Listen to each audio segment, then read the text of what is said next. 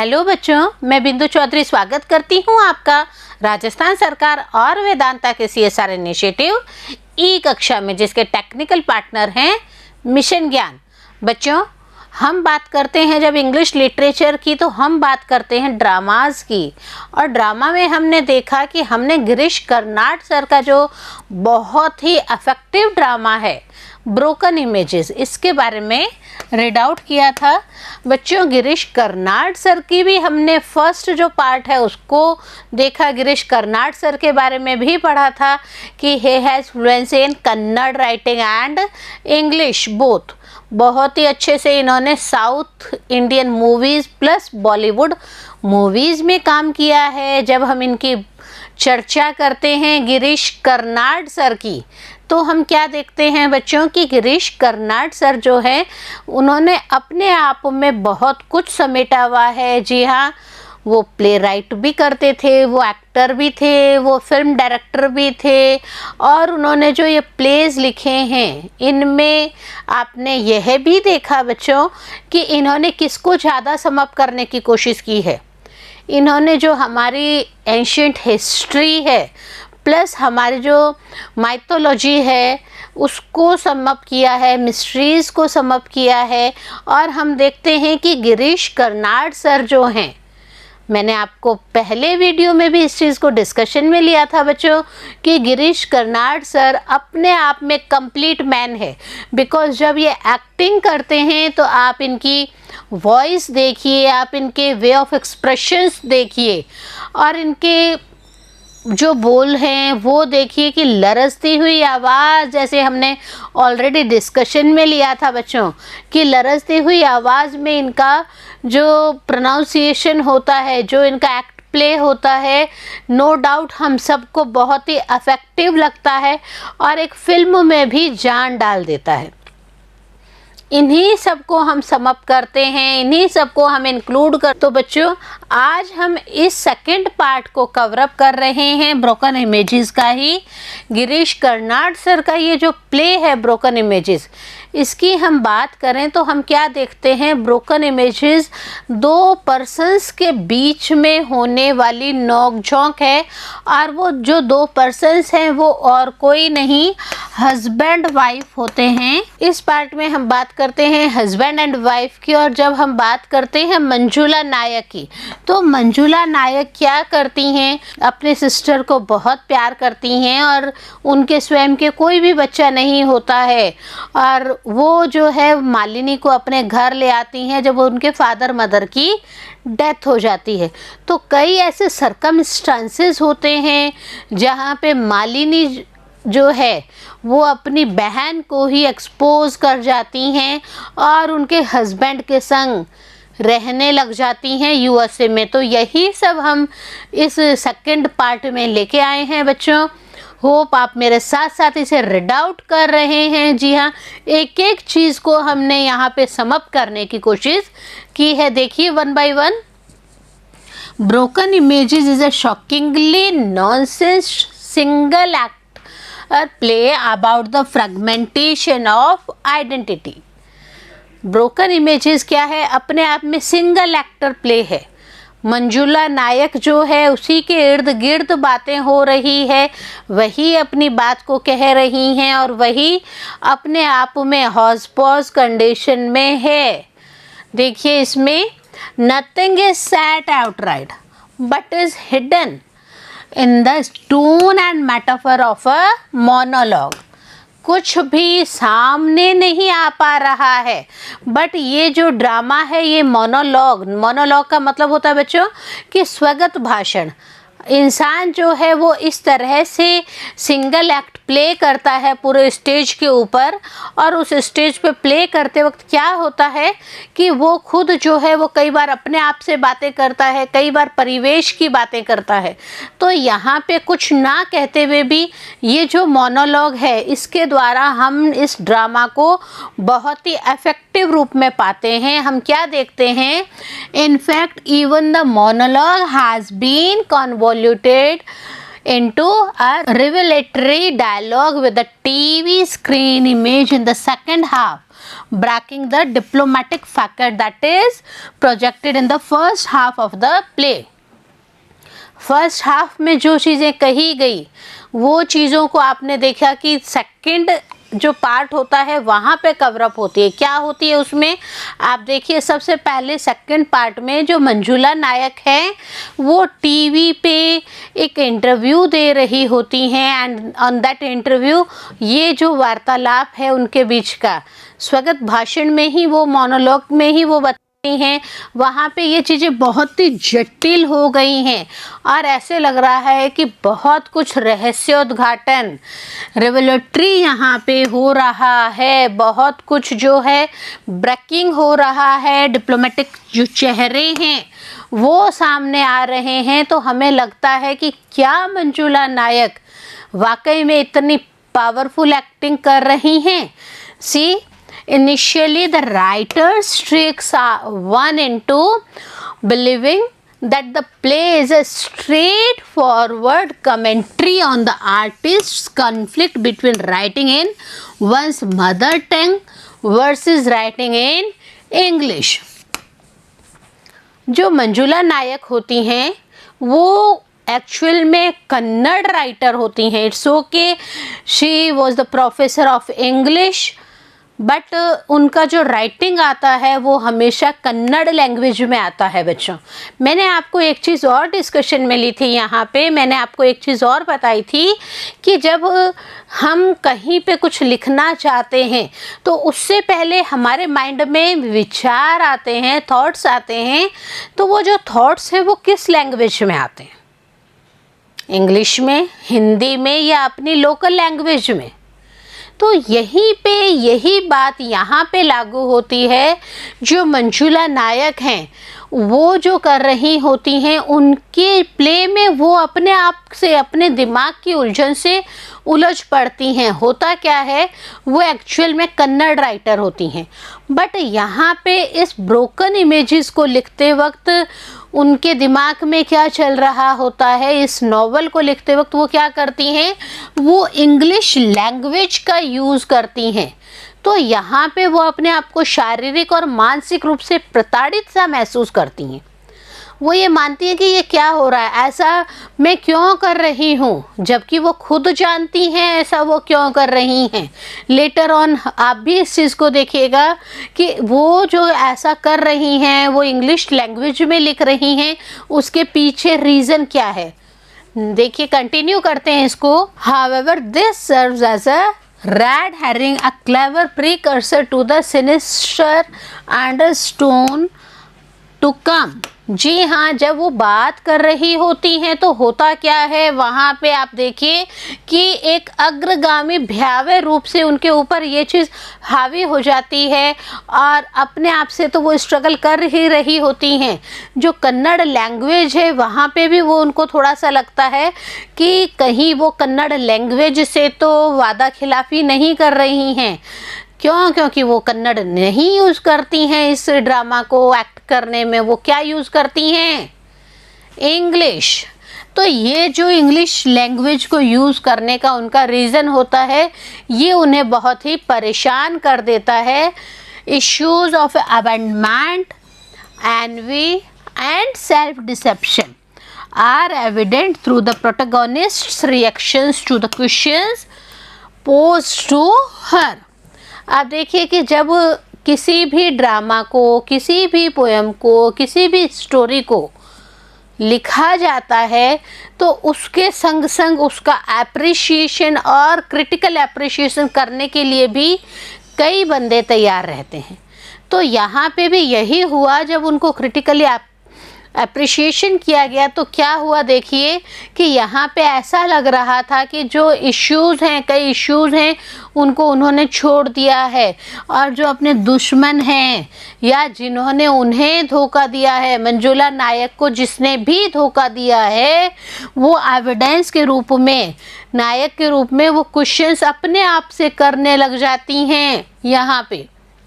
और ये जो क्वेश्चंस हैं ये पोस्ट करती हैं अपने आप पे। उनको लगता है why I am taking all these thing initially, क्या हो रहा है मेरी ज़िंदगी में, क्या ऐसा होना चाहिए था क्या। The fact that the television screen image is a more honest version of Manjula than her own self is a foreshadowing of how technology can overpower our relations with ourselves and the world. यहाँ पे हम क्या देखते हैं, जब मंजुला नायक TV screen पे आती हैं तो वो टीवी स्क्रीन पे आती हैं, उनसे पूछा जाता है कन्नड़ एंड इंग्लिश लैंग्वेजेस का, तो वहीं पे होता क्या है, उन्हीं का जो प्रतिबिंब होती है, प्रतिछाया है, वही उनसे क्रॉस क्वेश्चन करती है, why are you writing in English, why not in Kannada language. और यहाँ पे जो उनका फोर शेडोइंग, जो पूर्वाभास होता है, वो उन्हें हो जाता है और उनको लगता है कि कहीं ना कहीं उनके ऊपर रिलेशंस का जो ये हावीपन है ये आ रहा है, परंतु वो अपने नॉवल को all over the world place करना चाहती थी। और all over the world place करने के लिए होता क्या है, आपको एक ऐसी लैंग्वेज चाहिए जिसको ज़्यादा से ज़्यादा लोग रीड आउट कर सकें। और गिरीश कर्नाड सर की हम बात करते हैं तो क्या देखते हैं हम, Girish Karnad brutally exposes the pathetic mess a person's psyche can be reduced to over years of suppressed bitterness and lying to oneself, something all too common in today's world where in some sense a lot of people's closest relations are with digital screens. यहाँ पे एक बहुत main बात है कि जब Girish Karnad sir ने इसको लिखा था, मंजुला नायक, उनके हस्बैंड, उनकी बहन के बारे में ये सब लिख रहे थे, तो वो क्या कर रहे थे, कहीं ना कहीं बहुत ही क्रूर रूप से, दयनीय रूप से और ऐसे लग रहा था कि साइकिक रूप से वो मंजुला नायक का जो पार्ट है उसे बाहर निकाल रहे हैं। मंजुला नायक के बारे में जो बातें हो रही हैं, जो एक्सपोज हो रहा है, उसे वो रीड आउट करने के लिए हम सब के सामने उनका जो कड़वा सच है वो हम सब के सामने लाने की कोशिश कर रहे हैं।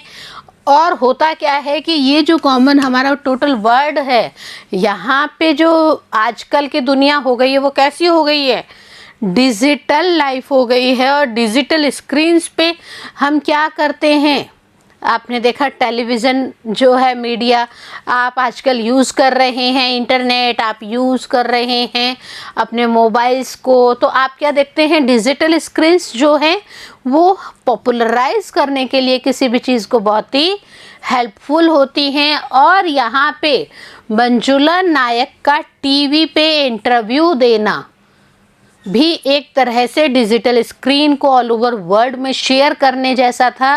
और हम देखते हैं कि मंजुला नायक अपने आप से कन्फ्लिक्ट कर रही हैं, उनमें विरोधाभास हो रहा है, उनकी जो प्रतिछाया वो उनसे पूछ रही है, बट यहाँ पे उनका जो मेन है टीवी स्क्रीन पे आना, डिजिटल स्क्रीन पे आना और डिजिटल स्क्रीन से ऑल ओवर वर्ल्ड पे अपनी बात को कहना। जो पीपल क्लोजेस्ट रिलेशंस थे वो भी, मैंने आपको पहले पार्ट में भी एक चीज़ समझाई थी बच्चों कि धोखा कौन देता है। आपके आसपास को गौर से महसूस करिए, आपके अड़ोसी पड़ोसी, आपके रिश्तेदार या ऐसे लोग जो आपके मीठे बहुत बनते हैं but actually they are very bitter.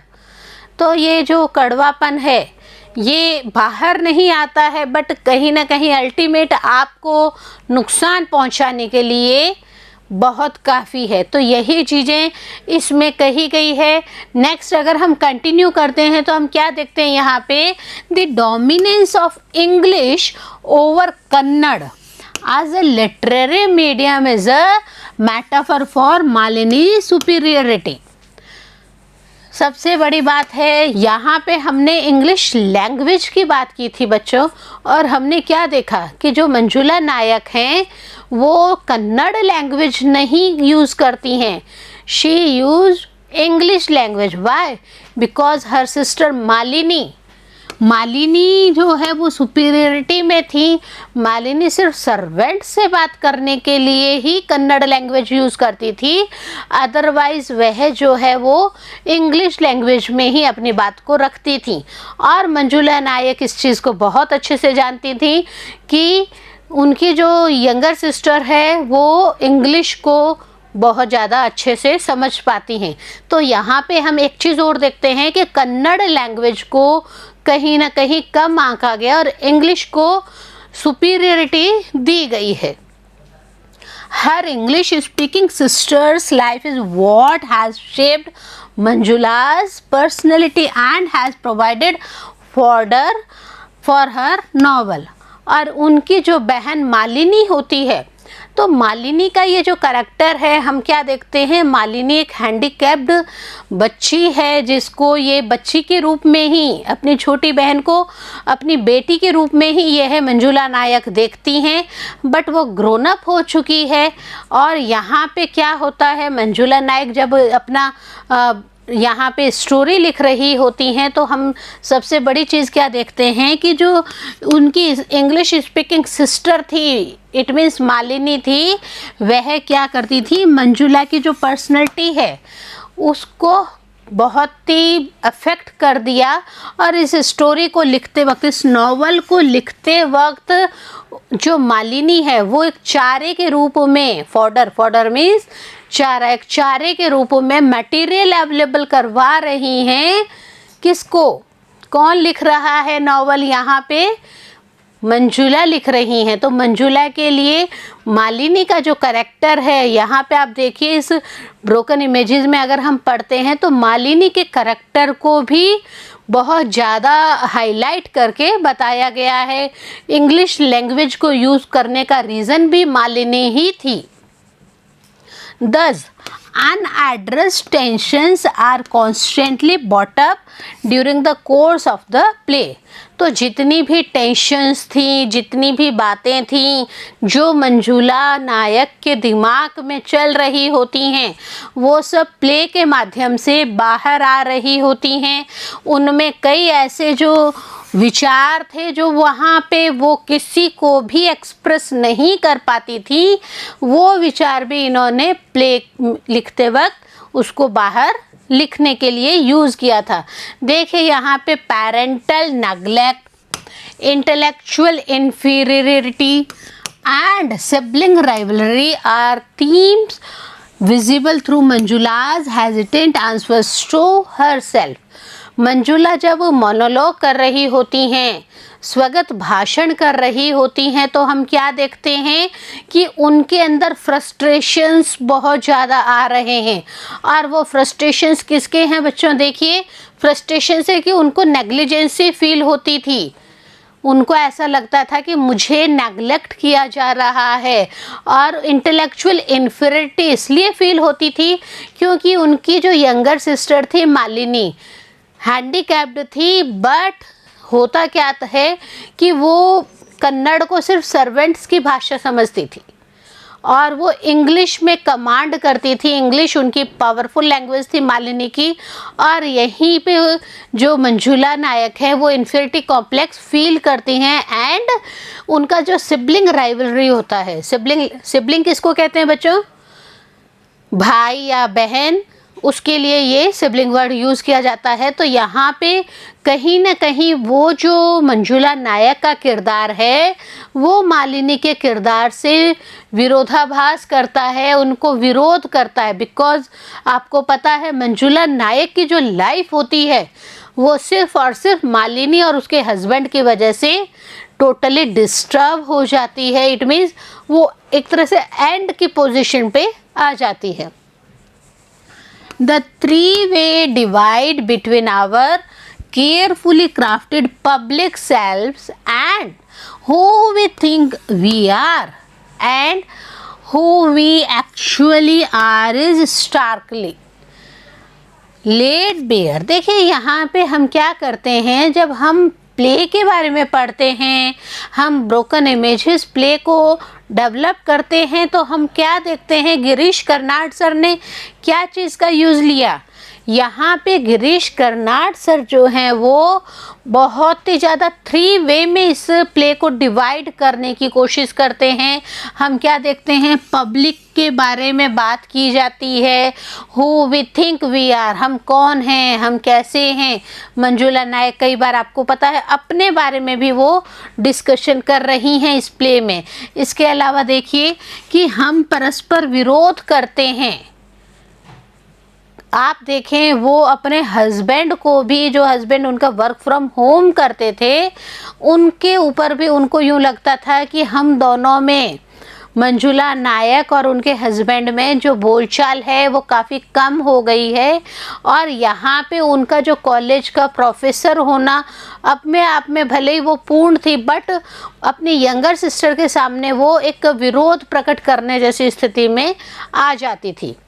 Manjula lies to the public about Pramod's love, Malini misery, and even her passion for writing, diluting them into awaiting more of her novels, when in reality she is aware that she can produce no more literature of that quality। जी हाँ, जब हम मंजुला नायक की बात करते हैं तो मंजुला नायक की हम लाइफ की अगर बात करते हैं तो हम क्या देखते हैं कि मंजुला नायक जो है वो ना तो प्रमोद उनके जो हस्बैंड होते हैं, प्रमोद और उनके बीच के लव की बात करती हैं, और हम क्या देखते हैं कि मंजुला नायक जो है मालिनी के कष्ट की बातें भी बहुत ही कम करती हैं। आपको पता है, हमने बताया आपको, मालिनी जो है वो फिज़िकली हैंडीकैप्ड लड़की है।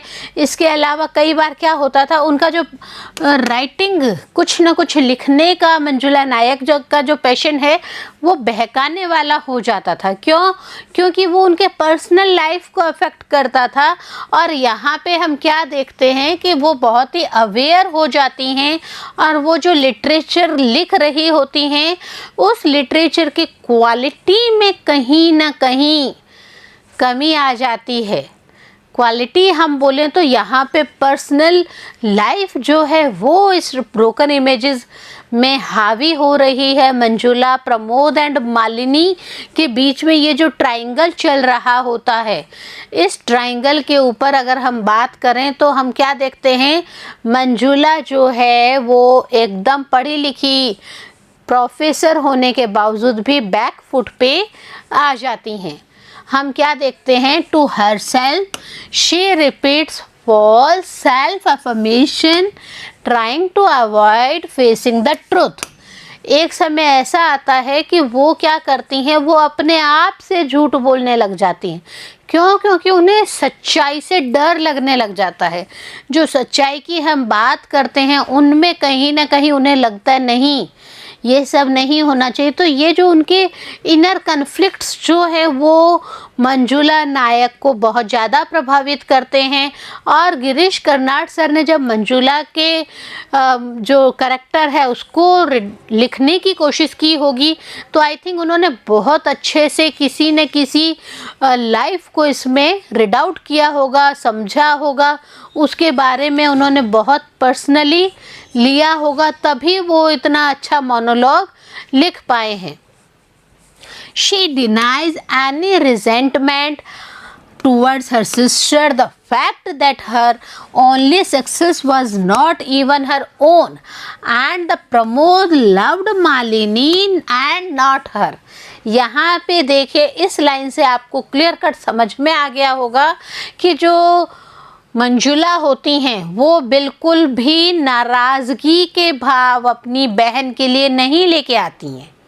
इट्स ओके, उनकी जो पर्सनल जो मैरिड लाइफ है वो मालिनी की वजह से टोटली डिस्ट्रॉय हो चुकी होती हैं। प्रमोद और मालिनी जो है वो यूएस से जाके एक साथ रहने लग जाते हैं और मंजुला यहाँ इंडिया में ही रह जाती हैं। फिर भी जो मंजुला है वो अपनी सिस्टर से बिल्कुल भी नाराज़गी के भाव नहीं लाती हैं और जो उनकी सक्सेस है उसके लिए भी वो क्या कहती हैं, मेरी सक्सेस में भी कहीं ना कहीं इनडायरेक्ट रूप से इन्हीं का हाथ है। और प्रमोद जो है मैंने आपको बताया कि प्रमोद जो है वो मालिनी के संग रहने लग जाते हैं, मंजुला नायक को छोड़ देते हैं। तो इन सब क्राइसिस में आप देखिए, एक मैरिड वुमेन, एक इंडियन मैरिड वुमेन की अगर हम बात करें बच्चों, तो आप भी अपने फैमिली में अपने आसपास सर्कमस्टेंसेस देखते हैं इस चीज़ की, तो आप भी ऑब्जर्व कर पा रहे होंगे जो उस समय मंजुला का माइंड था वो कैसा चल रहा होगा। बट आफ्टर ऑल वो कहीं पे किसी से भी कोई भी कंप्लेंट नहीं करती है। इवन ना तो वो मालिनी के बारे में कुछ शेयर करती है और ना ही वो प्रमोद के बारे में कुछ किसी से भी कहती हैं। It is interesting to wonder how much duress this cycle of delusion has placed her under, forcing her brain to manifest a virtual self to ease the burden। और यही सब जो बात होती है, हमने बात की कि इंसान जो है वो दो तरह के होते हैं, इंट्रोवर्टिव एंड एक्सट्रोवर्टिव। तो इंट्रोवर्टिव जो इंसान होते हैं बच्चों, वो कोई भी बात होती है तो वो अपने आप में लिमिट में रहते हैं, वो लोग कम बोलते हैं, बट उनका ऑब्जर्वेशन जो है वो बहुत बड़ा होता है।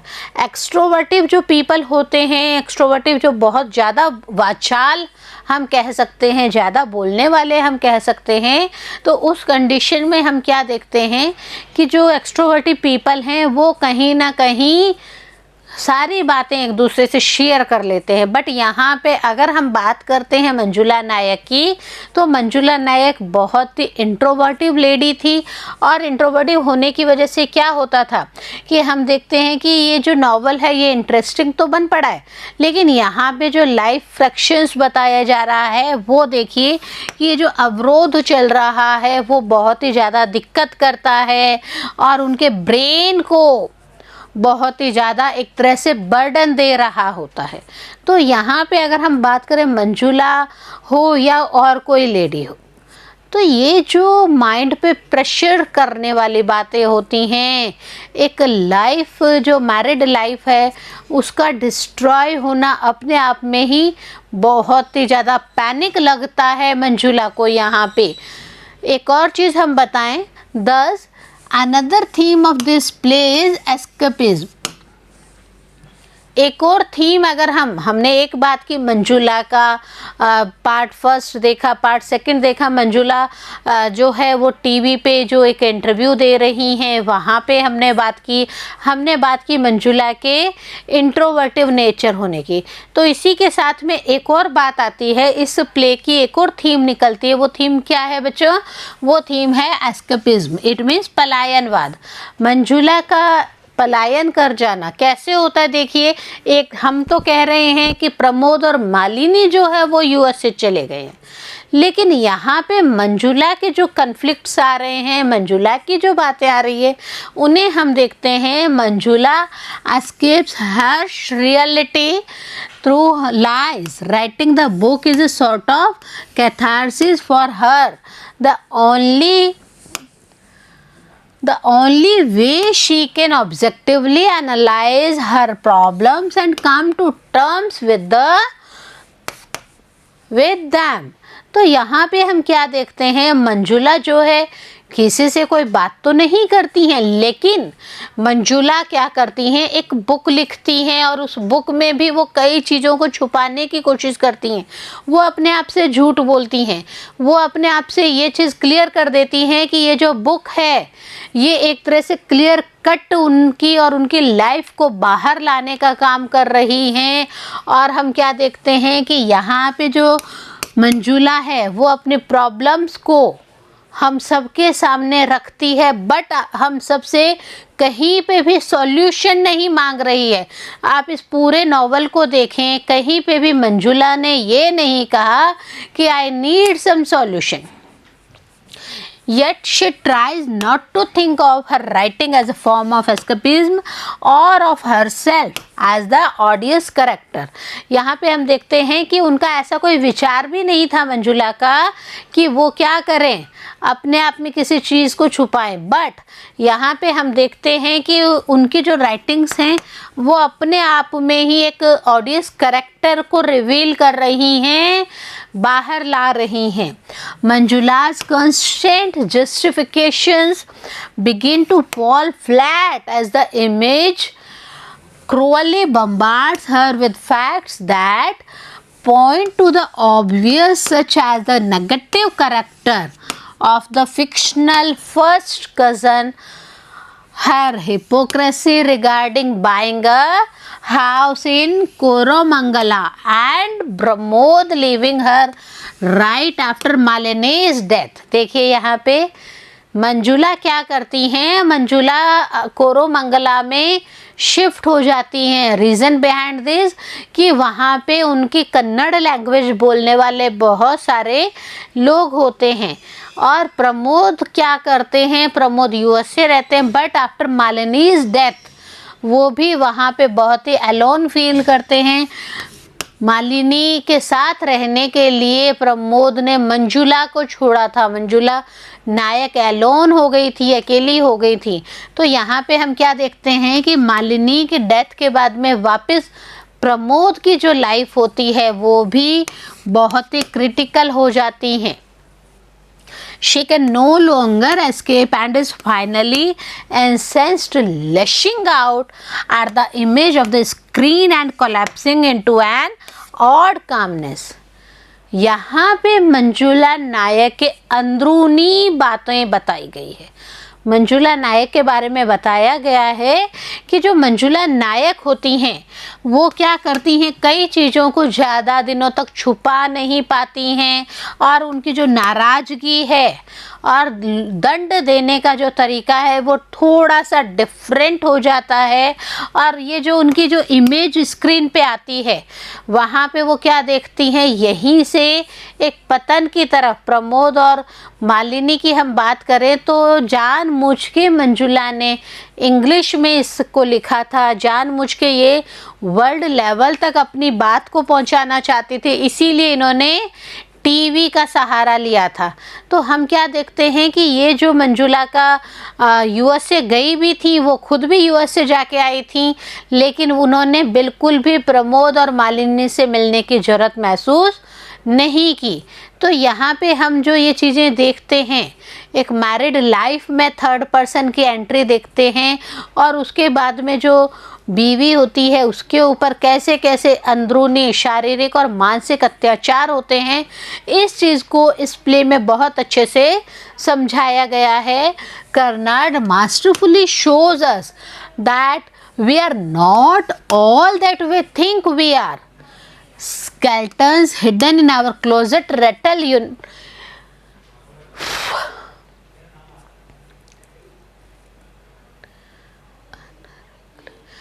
we think we are skeletons hidden in our closet rattle unnervingly at the unlikeliest of time। कई बार क्या होता है, हतोत्साहित होना, डिप्रेशन में चले जाना इंसान का बहुत ही हावी होता है। और गिरीश कर्नाड सर ने इस चीज़ को बहुत ही मास्टरफुली मंजुला नायक के कैरेक्टर को बहुत ही अच्छे से उभार कर वो सामने लेके आए हैं। अगर हम गिरीश कर्नाड सर के पॉइंट ऑफ व्यू से इसको देखते हैं तो he leaves some situations open to interpretation, और कई सिचुएशंस को उन्होंने पब्लिक के लिए छोड़ दिया है कि हम खुद उसको इंटरप्रेट करके देखें। आप देखिए, जब ये नॉवल प्ले के रूप में एक्ट हो रहा था वहाँ पे मोनोलॉग चल रहा था। मंजुला जो हैं वो हर तरह से अपने कन्फ्लिक्ट्स की बात करती हैं, हर तरह से अपने मेंटल एंड फिजिकल पोजीशंस की बात करती हैं। तो यहाँ पे हम यही चीज़ देखते हैं, some might even wonder if the image on screen is Manjula's projection of her self और हर सिस्टर्स घोस्ट। जब हम देखते हैं कि टीवी पे इस चीज़ को प्ले किया जाता है, टीवी पे एज ए इंटरव्यू उसका लिया जाता है मंजुला नायक का, उस कंडीशन में हम क्या देखते हैं कि मंजुला नायक कई जगह ऐसे लगता है कि वो अपने आप को प्रोजेक्ट कर रही हैं, बट इनडायरेक्ट रूप से वो ये लग रहा है कि मालिनी का जो घोस्ट है, भूत है, उसके बारे में वो बात कर रही हैं इस प्ले के अंदर। Perhaps Manjula has not written the novel herself, but quite literally stolen Malini's memories. सबसे बड़ी बात यहाँ पे कही गई है बच्चों कि जो मंजुला हैं उन्होंने अपने आप कोई नॉवल नहीं लिखा है, उन्होंने तो सिर्फ मालिनी की जो यादें हैं उनको ही पिरोने की कोशिश की है। There is a lot of scope for fanciful speculations. Maybe Pramod, being a stay-at-home software developer, helped Malini write the novel. होता है क्या है, हमने बात की प्रमोद जो हैं वो सॉफ्टवेयर इंजीनियर हैं और प्रमोद जो हैं वो वर्क फ्रॉम होम करते हैं, और मंजुला जो हैं वो डेली अपने कॉलेज जाती थी क्योंकि वो वहाँ पे इंग्लिश की प्रोफेसर थी। तो मंजुला का बाहर जाना और प्रमोद और मालिनी का घर पे रहना, तो यही चीज़ जो है वो मंजुला के लिए नुकसानदेह हुई। मंजुला क्या करती हैं कि वो बताती हैं कि मालिनी को भी कई बार उन्होंने प्रमोद ने डायरेक्ट और इनडायरेक्ट रूप से हेल्प की थी। Karnad wants that the castle of lies we tell ourselves might collapse on itself riddled with inconsistencies. कई बार क्या होता है, कर्नाड सर ने इस चीज़ को बहुत अच्छे से पॉइंट आउट किया है। ये जो हम देख सकते हैं अमूमन कई घरों में ये घटनाएं हो चुकी होती हैं, और गिरीश कर्नाड सर इसी चीज़ को उजागर करते हुए कहते हैं कि हमारे जो विचार होते हैं वो भी कई बार कोलैप्स हो जाते हैं, और हम कह सकते हैं कि हमारी जो इनकंसिस्टेंसी है वो हम पर हावी हो जाती है। He echoes the oft-repeated notion that in the near future we may be reduced to a hollow, lonely shell. Our electronic copy is more reflective of our inner spirit than our words and thoughts. यहाँ पे Girish Karnad sir एक चीज़ को और बताते हैं। वो क्या कहते हैं कि कई बार क्या होगा कि हम जो हैं वो तो एकदम साइलेंट मोड पे हो जाएंगे, और हमारी जो सॉफ्ट कॉपीज़ होंगी, इलेक्ट्रॉनिक कॉपीज़ होंगी, वही हमें रिफ्लेक्ट करेंगी। आप देखिए मंजुला जो है वो टीवी पे इंटरव्यू के हिसाब से जाती हैं। मंजुला की जो इमेज है वहाँ पे अपने आप से जो उनकी प्रतिछाया है। हमने एक और चीज़ देखी कि मालिनी के जो भी कैरेक्टर था उसी कैरेक्टर के आसपास मंजुला पूरे प्ले को एक्ट कर रही होती हैं। Most of all he makes us pity, और यहीं पे हमें दुख भी होता है। Manjula, despite all her flaws, reiterating the idea that it is our interests, the people we love and zeal for life that determines the quality of our lives. हम किसी को प्यार करते हैं, हम किसी को नफ़रत करते हैं, तो यहाँ पे ये चीज़ डिसाइड करती है कि आप अपनी ज़िंदगी का अस्तित्व बनाए रखने के लिए क्या कर सकते हैं। तो हम ब्रोकन इमेजेस की बात करते हैं, हम गिरीश कर्नाड सर की बात करते हैं, तो हम इस चीज़ को क्लियर कट देखते हैं बच्चों कि जो गिरीश कर्नाड सर हैं वो नो डाउट अब मंजुला के करैक्टर को, मालिनी के करैक्टर को मंजुला के हिसाब से लेके आए हैं, और मंजुला जो हैं वो पूरे मोनोलॉग में मालिनी की ही बातों को रिवील करती है। आफ्टर पेरेंट्स डेथ वो मालिनी को अपने घर ले आती हैं, हैंडीकैप्ड होती हैं। मालिनी कई बार जो होती हैं वो सर्वेंट से कन्नड़ लैंग्वेज में यूज़ करती है, बट बाकी टाइम वो इंग्लिश यूज़ करती है। तो यहाँ पे ये चीज़ प्रोमिनेंटली दर्शाई गई है कि कन्नड़ लैंग्वेज को कहीं इन्फीरिटी कॉम्प्लेक्स के रूप में लिया जा रहा है और इंग्लिश को बहुत ही हाई फाई लिया जा रहा है। तो गिरीश कर्नाड सर का ये जो देखने का नज़रिया है, ये जो पारिवारिक पृष्ठभूमि के ऊपर ये जो इन्होंने ड्रामा लिखा है, तो यहाँ पे हम कह सकते हैं कि कहीं ना कहीं एक औरत का जो किरदार है वो बहुत ही हावी हो रहा है इसके ऊपर, और औरत जो है वो फिर भी कई चीज़ें छुपाने की कोशिश करती हैं। होप आपको ये चीज़ समझ में आई होगी, आप इसे रीड आउट कर रहे होंगे, और नेक्स्ट वीडियो में आप हमारे साथ बने रहेंगे क्योंकि नेक्स्ट वीडियो में हम लेके आएंगे क्वेश्चन आंसर्स, और इन्हीं क्वेश्चन आंसर्स को हम कंटिन्यू करेंगे हमारे थर्ड पार्ट में। तब तक पढ़ते रहें और आगे बढ़ते रहें।